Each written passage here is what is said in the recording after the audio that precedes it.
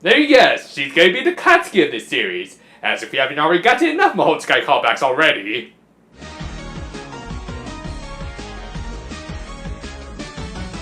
So obviously this week is the intro of the third cure of the season. Thus, we open up with Elena making breakfast for her family by frying up some invisible eggs. Seriously, where's the animation of the yolks coming out? In fact, they're not even cracked! Also, how can you even open 2 eggs with just one hand? The answer is don't think about it. Though interestingly enough, I noticed the OP changes a little every time a new villain is introduced, with them literally coming out of the shadows. Nice touch to somewhat make up for the invisible eggs, I guess. Anyway, the actual episode began with Hikaru stopping by to see Lala and greeting her by touching her orbs. I hope you guys appreciate that I'm resisting all the obvious Gintama jokes here. Hikaru was there just to drop off some onigiri for her before heading off to school. Lala, curious about this thing called school, decided to follow her. Yeah, as it turns out, there were no schools on her planet, they just asked their AIs to answer all their questions. Wait, what? Okay, I hate to insult another planet's culture, but that's just ridiculous. You're telling me that everyone on Lala's planet relies entirely on just AIs to give them all the answers in life? Isn't that pretty much the equivalent of just being educated by TV? I hope at the very least they include some form of homeschooling and a system that encourages socialization. Because otherwise, Lala, your world is just a few steps away from a wall-yes dystopia.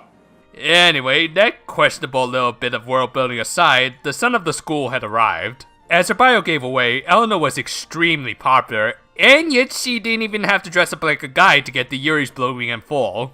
Well, at least her fans didn't look like gray aliens, which actually would fit in well with this show. Huh. Missed opportunity there, guys. After giving a little preview of things to come, Elena continued to display her inhuman athleticism. Seriously, are we sure she's not a superheroine yet? Also, can you tell which one of these girls is the next protagonist? It's just so hard to notice her amongst all these generics. Not forgetting about her onigiri, Lala sat down to have some lunch with Hikaru. And she had been so enamored by Elena's skills that she didn't even worry about the fact that she's been trespassing on school property for the past few hours. Well, that and she was also distracted by the new function of the Twinkle book as they create a little treat for Fua.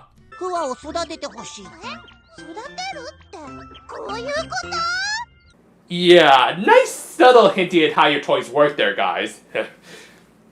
Wait, what's its real top price? Meanwhile, at the really awesome looking lair of the villains, seriously, that's a nice design. Kapar was being given new orders by his boss, Urataros? God, the years have not been nice to this guy. Then again, I'd probably look like that too if I were part of Cho superhero Tyson. Actually, this is Garo, the guy they mentioned in the last episode, who appeared to be an Aoni. And he was actually more of Kapard's superior, as the real final boss of the show had yet to awaken. And keeping up with the yokai theme these villains seem to be sporting, we were also introduced to I-1, who I think is a Hitotsume Kozo, even though I'm pretty sure they're supposed to be bald little boy yokai, and probably one of the most prim Bakeneko I've ever seen. Pure otaku indulgence with these designs, folks. Anyway, they gave Kapard a new radar to find the star pens, but he would have to wait until at least next week, as this was still Tenjo's turn up to bat. Back at the school, Hikaru and Lala were looking for Elena to thank her for her advice from the last episode. But instead, they ended up meeting her counterpart, the moon of the school, Madoka Kaguya. If you're not thinking about the best rom-com of the season, you might recognize that surname as having the same pronunciation as the eponymous protagonist of the classic fairy tale of the girl who came from the moon, hence to her title. Anyway, she also seemed to live up to her first name when she noticed Fua floating around. Yes, Madoka, that is in fact an incubator. You better get rid of it before it makes any more contracts. But yeah, playing the seats for next week, as she had also noticed Lala's antennae. Still wanting to see Elena, the two headed to her home after school. There, they met 4 of her 5 siblings who had all taken a shine to Fua. The 5th sibling, by the way, had zero interest in the plushie as he was too busy playing games on his phone.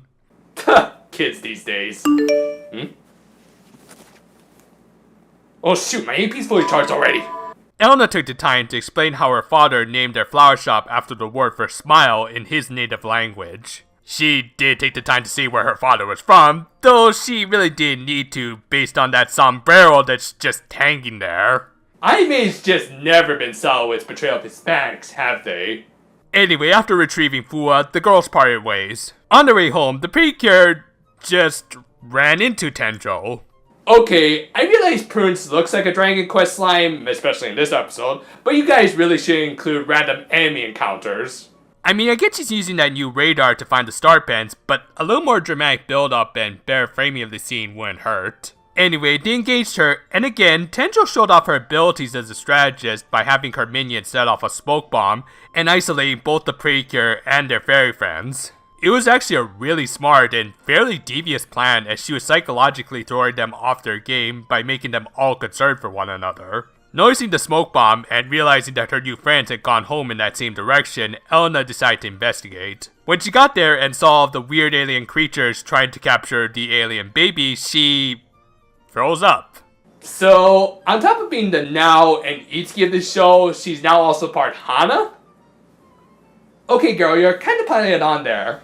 However, seeing the little puffball engage her gave her the drive she needed to step in. And after swearing her allegiance to Fua, again I don't completely trust this little furball, Elena received her transformation trinket. And while not nearly as well animated as Lala's super dynamic transformation, I gotta give credit to Elena's VA, Kiyono Yasuno. She's really upped her singing game since doing the second OP for the clear card hand, probably being the best of the three so far. Seriously, Hikaru, you really need to start catching up now. Anyway, like most yellows, who aren't total moe blobs, Elena had a mixed power and agility skill set, allowing her to easily overcome Tenjo's isolation tactics. She took out the rest of her troops with a...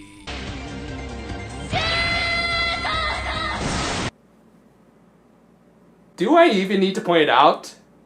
With that, Tenjo retreated, and the episode ended with Prunes trying to explain the mission of the Precure to Elena, but since we only had a few seconds left before the credits, they ended up saving that for next week. After my frustrations with last week's episode, this felt like a good return to form. It doesn't strike to be a great episode, but it was good in that I didn't have any major complaints other than a few nitpicks. My jokes aside, there was actually some nice subtle bits of world building sprinkled throughout this episode. From the crayon drawings in the Amamiya household, to the design of the villains and their lair, and of course the build up towards Marika's Precure debut next week. Elena herself came off as mostly likable, if a little overpowered. Seriously, can we just stop giving the yellows attacks with such insane coverage? We still don't know much about her as a person other than her family life, but this is a solid start for now. My complaints with this episode mostly stem from some of its sloppy production. I'm usually not even that much of a stickler when it comes to animation, but when you open your episode with such an obvious mistake, that's when you should literally go back to the drawing board. And as I mentioned, Tenjo just casually walking into the scene was unimpressive to say the least. This week's episode had two animation directors, Nobuhito Akada and the show's character designer, Akira Takahashi. Both are fairly seasoned in their own rights, so I just wonder if there was some miscommunication between them. Again, I'm not much of a stickler for animation, so this isn't a total deal breaker for me or anything, but please can we avoid any more invisible eggs? I like eggs with my breakfast.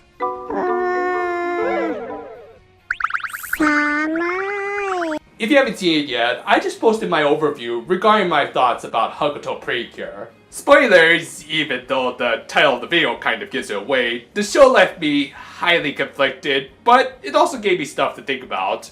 Check it out, and until next time though, farewell for now my friends, and... What? Oh, right, Cubase joke, let's see here, got change for a 5?